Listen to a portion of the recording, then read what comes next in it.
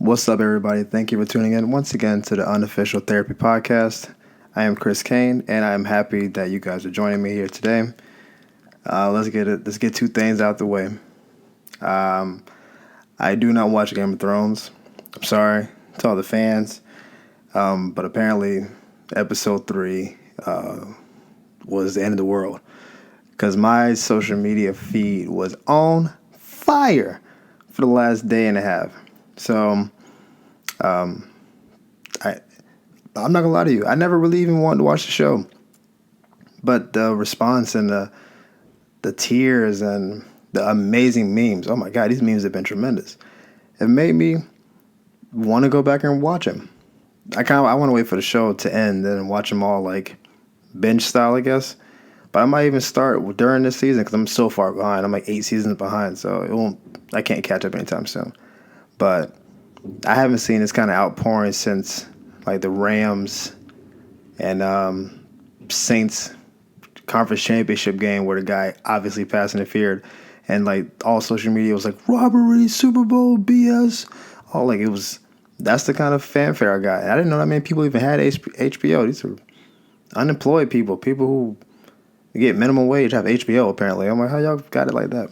But I haven't seen it. Never watched it, but I will because apparently I need to. But I did see Avengers, and we gonna have to talk about it a little bit. I don't want to spoil anything, so I'm not even gonna, I'm not gonna say how things go because it's like only 4 or 5 days since the movie came out. So I know some of y'all haven't watched it. I will say I got emotional. Okay, talked about this before. No shame in my game. I may have cried a couple times, and I don't mean like the boo-hoo. I mean like the Denzel and Glory tear that just rolls down real slow. I may have had a couple of them. All right, I put it out there. It was funny is that I was around a bunch of like dudes and like a couple like small white girls, and like the whole movie, people were hype and clapping and all that stuff. And then when some of the sad stuff happened, all you hear is,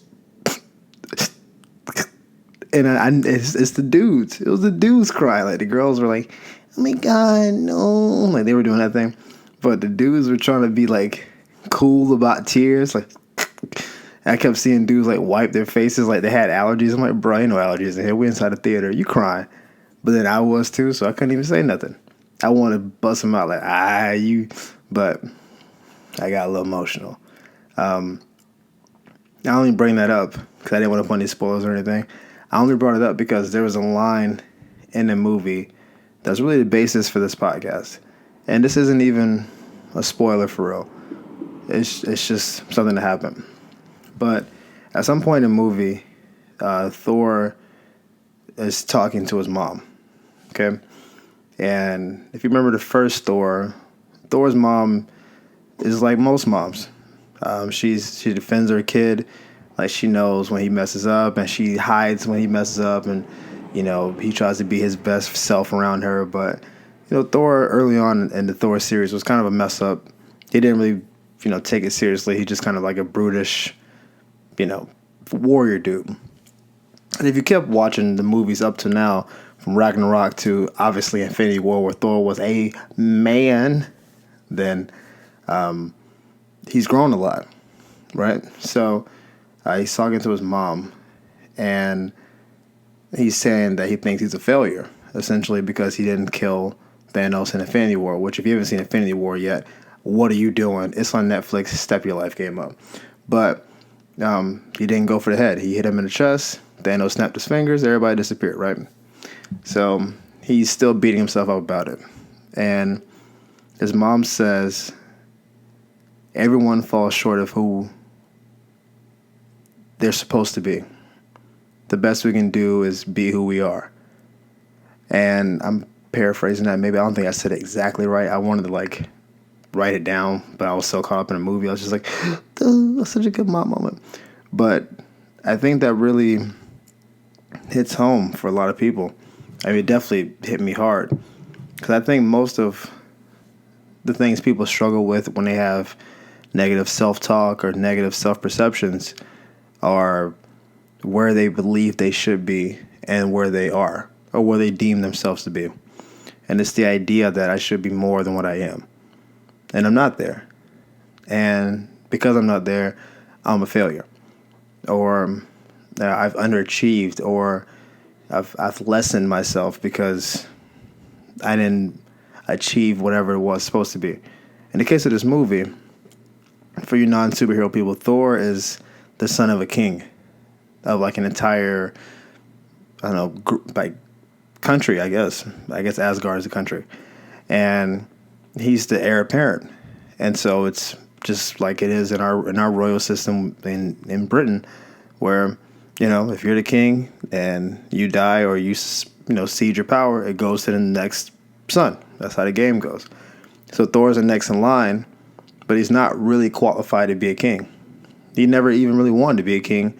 He just is the next in line. And if you watch Thor Ragnarok, like the third movie with Thor in it, like he finally like embraces being the king after talking to his dad and flashbacks and, you know, all that stuff. But the truth is, he never really wanted to be a king. He just thought that's what he should do. So he embraced it because it was kind of put on him like, hey, man, we need you to lead us. You're the guy. You're Thor. You're the strongest one. And he was like, all right, I guess I'll do that. But now, when he got a chance to look back on it, it's like, I don't know if I ever really wanted to be king. I mean, I care about my people. I don't want to see them die. I know I'm the strongest one, so, you know, I'll protect them because, you know, great power, great responsibility, Spider-Man type stuff. But I don't want to be the king. If I did, y'all wouldn't have had to mold me so much. Loki wanted to be king from the jump. He just, you know, was a vindictive, petty, manipulative dude, so he couldn't be king. But I didn't really want to do this. And I think it took some time for him to get to that level of growth, but it was just people telling him what he should be. I have friends who are athletic people, and people say, oh man, you should have pushed harder to be a pro athlete because you got all these gifts. And they end up being like lawyers or like accountants and stuff. They didn't even care about the physicality. It's like, yeah, I was blessed to be this, and maybe it would have been easy to be what you thought I should be. But I didn't really want to be this. And even if I did it for a little bit, I didn't really care about it. I think this is actually a big part of what happened to Dwight Howard. I believe that. I've never met Dwight. I don't know him personally. All I knew was I never got the impression that he wanted to be like a great all-time player, despite the fact that he had the physicality, the natural gifts, size, speed, all that to be that. It seemed to me he was like, I'm 6'11", I'm strong, broad shoulders, fast, I can jump through the gym. I should play basketball, is what I should be doing. And then he did it, and he was better than most, based 100% on God's gifts. He never worked on this game, never improved in basic areas like ball handling or ball security or any kind of hook shot or anything. I know I'm getting kind of into the weeds with basketball, but go with me. But he's been in the league for like 13 years. He's made a couple $100 million. But when his team is losing, it doesn't seem like it bothered him. When he's, out for the season or ridiculed, he's a person, so he doesn't like being, I'm sure, like called out and stuff. But the idea of it is like, dude, that could have been an actor or a rapper and been just as happy as being a basketball player.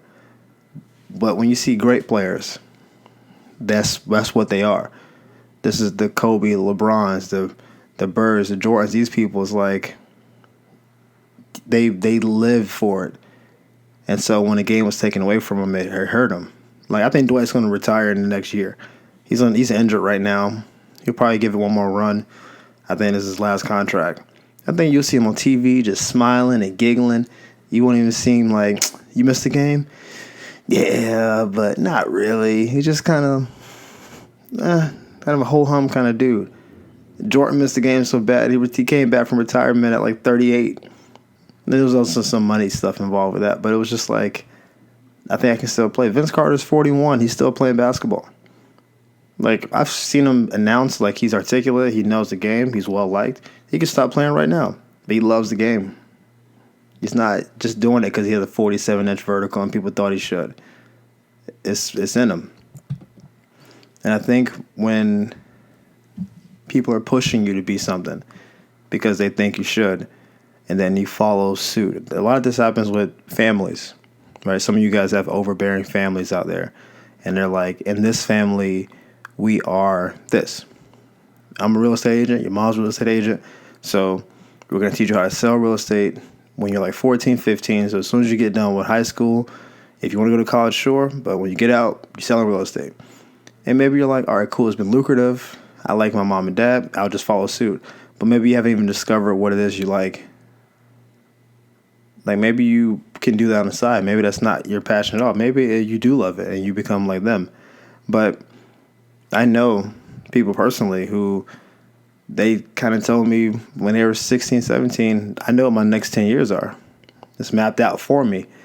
And that never sounded right to my ears. Like, what do you mean mapped out for you? It was like, well, I'm going to go to this school, do this, residency, this, and then I'm going to do that. And I was like, do you want to do that? And it's like, that's a smart path, and, you know, I want to make my parents proud, and so I'll do it.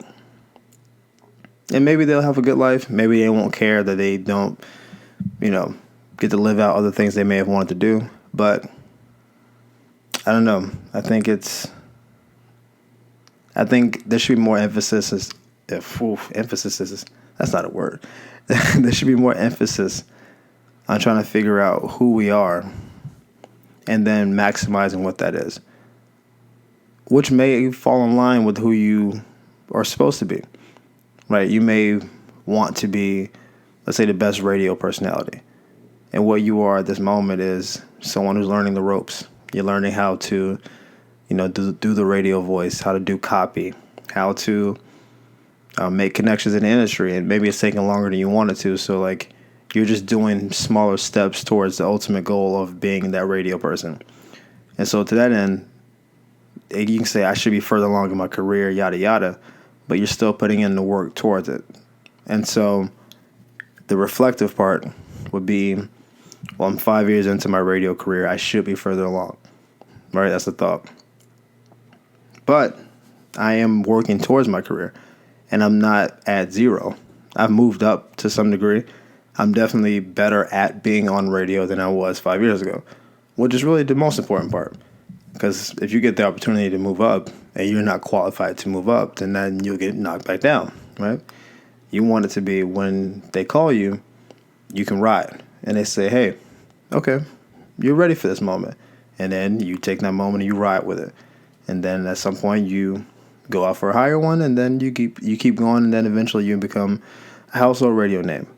Right? That's kind of how the radio game goes. But this is something that not even, like, I struggle with this myself. I've been thinking about it recently. Just moments of reflection, because I have a lot of time alone driving to and from work, during meditations, just in the gym, because I don't train all day. I'm just in the gym a lot. And you just sit back and think about where you are in terms of the city I'm in. I'm in LA, right? And why you moved out here, and, you know, where you should be. And again, I'm using should with air quotes. Y'all just can't see me. And it's something that if you're not careful, you will talk yourself out of a good place. And I think I did this to myself, where that's okay. I'm approaching my third year. My third year is like the end of July. And I was like, in the third year, I should be, again, this is arbitrary. What do you mean you should? You could be in LA for 10 years and never get a role, but whatever. I said I should be, you know, actively doing auditions. Should be probably in a couple commercials, hopefully. And I should be stable. I think within 3 years, you should be stable wherever you are. And then I had to, like, look at my bank account, and it's okay, not as good as I wanted it to be. Haven't done an audition in a little bit, and not in any commercials, right? So then it was, well, what am I doing wrong? again, now you're like tearing yourself down, which again is not useful, not helpful, not smart. And it was, what could you be doing better? And it's like, well, I got to make sure my job is good, so the company is this part, and then I am doing this. And I started just trying to like do the pros and cons of what I've been doing. And really, I'm just battling myself. There's no one asking these questions. There's been no onus on the outside for me to be doing more than what I'm doing. This is just me talking to me and trying to figure it all out. And for at least a week or so, I had talked myself into believing that I had severely been underachieving. And that is not based on my personality type. That's like the worst thing in the world. Because I mentioned in previous podcasts, my biggest fear is I won't live up to what I believe my potential is, which again falls into this thing. Like, I believe that I can achieve some really awesome stuff in this world based on temperament, personality, life experiences, look, temperament, all that good stuff. And if I fall short of that because of effort, then that's something that would be hard to live with. If I fall short of it because, it just, the opportunities don't pop, or there's some kibosh put on me from the outside forces, that hurts, but it's livable because I can say I gave my all and I did it right. So if I think I'm doing less than that, then that's the unlivable part, essentially. And I had to talk to a couple people, and I advise you guys to do the same. If you're like having these moments where you're like talking yourself into this, I should be better, I'm slacking, yada yada yada, talk to somebody who knows you. Preferably for someone who's known you for more than a few months. Someone who's known you for a couple of years and has seen where you were and knows where you are now. And just ask them, and be someone you can be honest with. Like, hey, I was kind of talking to myself, and that's where we started the sentence. And I was, kind of thinking, I'm slacking, man. Like, what do you think? Like, you've kind of been following me. Like, what do you think, I am? Do you think I'm being stagnant? Do you think I'm pushing through? Like, give me your perspective and be honest. And you have to have friends who can be honest with you. And your friends can be like, I don't know, man. Like, every time I see you, you're performing. You got a new comedy room. Like, you picked up some couple clients. X, Y, and Z. From what I can tell, you're on the right path. I think you're doing the right thing. You just haven't reaped the rewards of it yet, so it seems like you aren't. And then when you get their perspective without the, the fighting, the infighting, the self-talk and all that stuff, just get an outside perspective and hear what they say. Then you can run that against what you think. And it's like, oh, okay. With that little perspective, I may not be doing as poorly as I thought I was doing. Maybe I don't dislike my position as much as I thought I did. And that doesn't mean there aren't places to improve or do better in. I generally think there's no perfect system. Nothing's wholly efficient. So there may be a place where it can be, all right, I haven't been going to sleep early enough. Let's say you're not getting enough sleep, which is something I deal with all the time. All right, is it possible you're going to sleep too late? Maybe. Are you too stimulated before you go to sleep, like TV, movies? Yeah, probably. Do you eat too late? Perhaps. You run through all of those scenarios. And then you start figuring out, can I do a better nighttime routine to sleep better? You may just be an insomniac person, who has weird dreams. So even if you go to bed at 9 o'clock p.m. to wake up at 6 a.m., you still may not get the proper amount of sleep, even if you put yourself in the best situation, because your brain won't let you. If that's the case, then maybe talk to a doctor. Maybe, I don't know about Ambien. That stuff is Rosie O'Donnell. Not Rosie O'Donnell, Roseanne. Like, that Ambien can mess you up. But there's other versions of it. Maybe like melatonin or something can help you. But it's that kind of little tweak where it's just like, all right, I'm doing pretty good overall. Health is okay. Money's all right. State of mind relatively solid. But I'm not sleeping well enough. How can I make that better?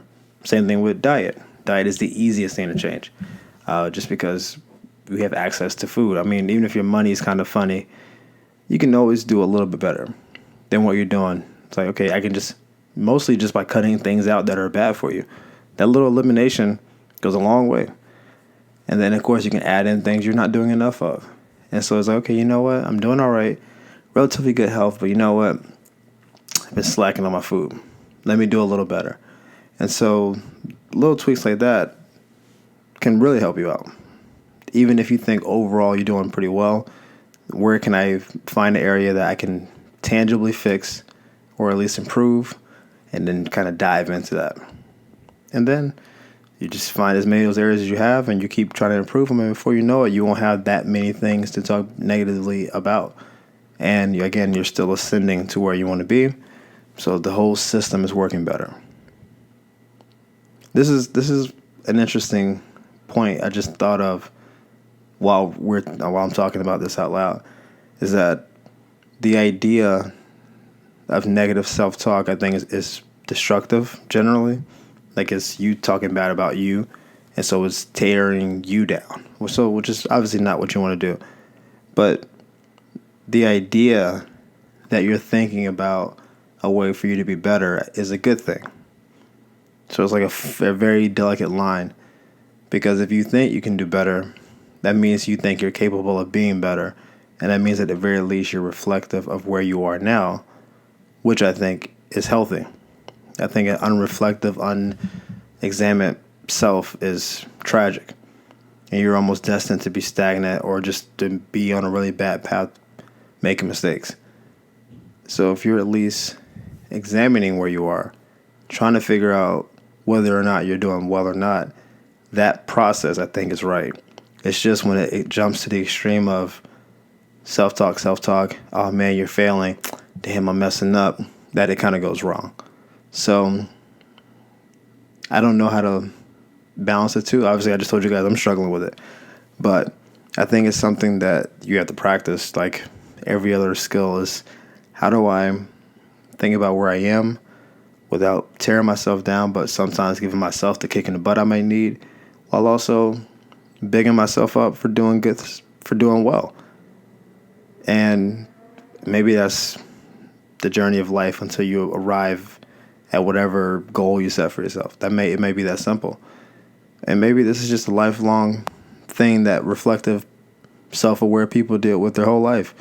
You're maybe 70 and been successful for 30 years and think, how long do I want to be in this industry for? Is there a higher level? Do I give this to my children if it's like, let's say it's a company? Like, and you just keep doing it. This may be something that never ends. But I don't know, because I'm not there. As always, guys, thank you for tuning in. I hope you enjoyed this. I hope you can take some lessons from this. If you're listening to this, that means you're probably seeking out to be better on some level anyway, which means you're on the right track. So congratulations for that.